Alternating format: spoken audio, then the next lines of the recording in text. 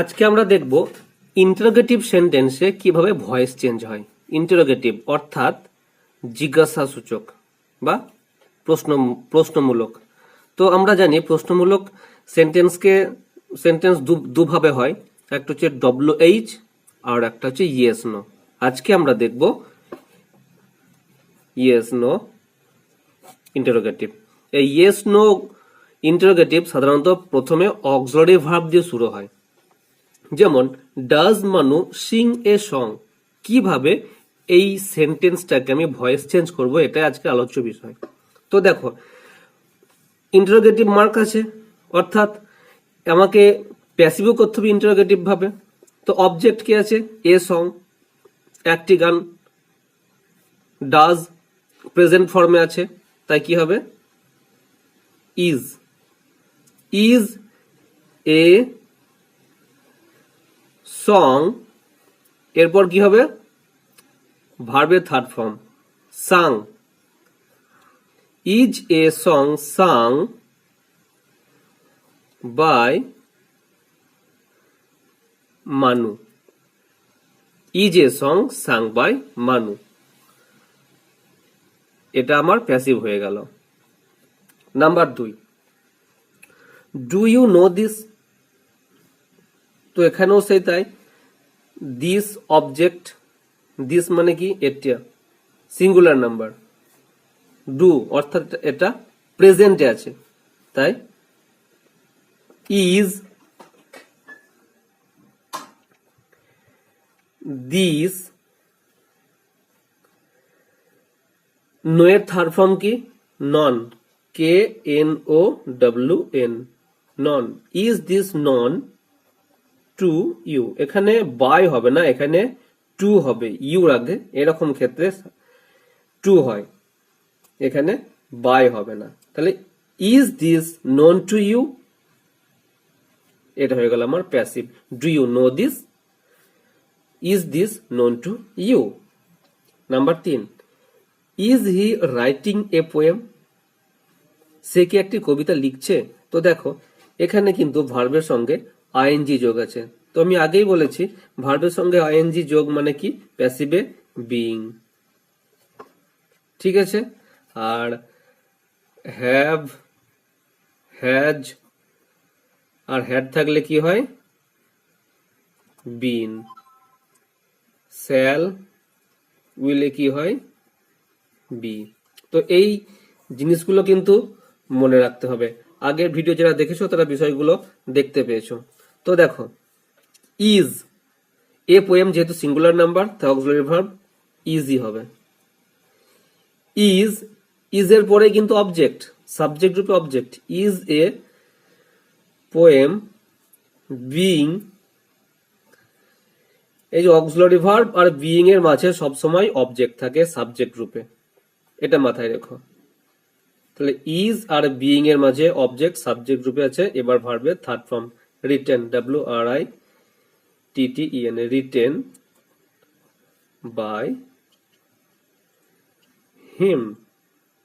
Is a poem being written by him. Number 4, are this girls plucking flowers. তো এখানে দেখো, এখানেও কিন্তু ভার্বের সঙ্গে আইএনজি যোগ আছে, তাই আগের সঙ্গে এটার অনেক মিল। তো বলো এটা কি হবে? এখানে যেহেতু ফ্লাওয়ার্স আছে অবজেক্ট, তাই এর অক্সিলারি ভার্ব কিন্তু প্লুরালি হবে।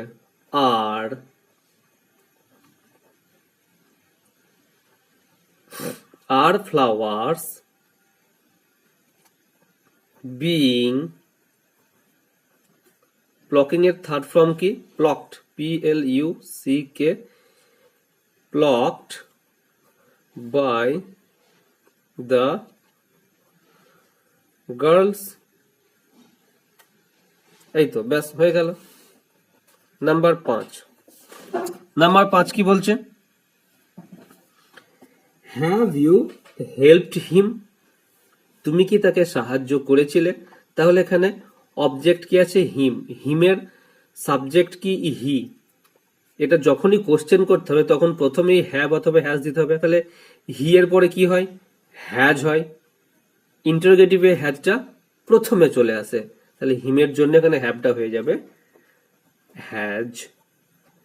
হি আর হ্যাজ থাকলে কি হয়, কি বললাম, হ্যাভ হ্যাজ হ্যাডে বিন হয়, তাহলে has he been helped by you. দেখো, হ্যাজ হি চুজেন মি, সে কি আমাকে পছন্দ করেছিল। তো এখানে অবজেক্ট কি আছে, মি, মি এর সাবজেক্ট কি আই, আই এর সঙ্গে কিন্তু সবসময় হ্যাভ হয়, তো এখানেও মি থাকার জন্য হ্যাভ হবে। হ্যাভ, মি এর অবজেক্ট কি আই, বিন, এটা নিয়ম, হ্যাভ হ্যাজ হ্যাড এর পরে বিন হয়, বিন চুজেন তো হয়ে আছে, চুজেন বাই, হি এর অবজেক্ট কি হিম, ব্যাস, জিজ্ঞাসা চিহ্ন। Number 7, did Ramu sweep the room. তো এখানে কি পাস্ট ফর্ম করা আছে ডিড দিয়ে, এটা কিন্তু মেন ভার্ব নয়, মেন ভার্ব কোনটা, এটা, এটা হেল্পিং ভার্ব, ঠিক আছে। তো হেল্পিং ভার্ব যেহেতু পাস্ট ফর্ম দেওয়া আছে, তাই পাস্ট ফর্মে অক্সিলারি ভার্ব কি হবে ওয়াজ, যেহেতু এখানে দা রুম নির্দিষ্ট করা আছে তাই এখন অবশ্যই ওয়াজ হবে। ওয়াজ দা রুম, সুইপ এর থার্ড ফর্ম কি swept, SWEPT, swept by Ramu. তারপর কি number 8, did you beat them.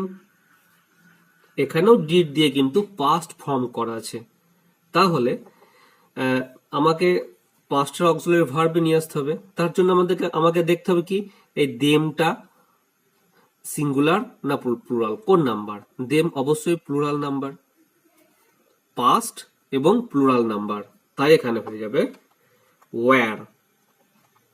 Wire, দেমের সাবজেক্ট কি দে, ওয়্যার দে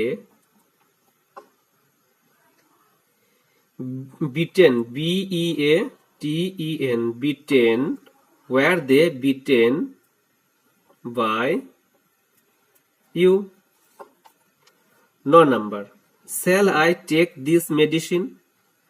তো এখানে অবজেক্ট কে মেডিসিন, তো মেডিসিন সাবজেক্ট রূপে সামনে আসবে, তার আগে কি দেখবো অক্সিলারি ভার্ব কি দিয়ে শুরু হয়েছে শ্যাল, শ্যালের পরে আই আছে বলেই শ্যালের আগে আই আছে বলেই তার আগে শ্যাল হয়েছে।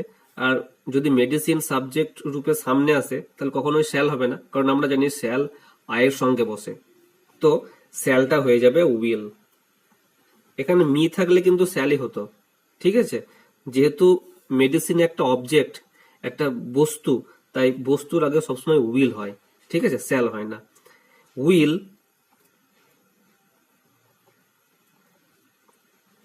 মেডিসিন,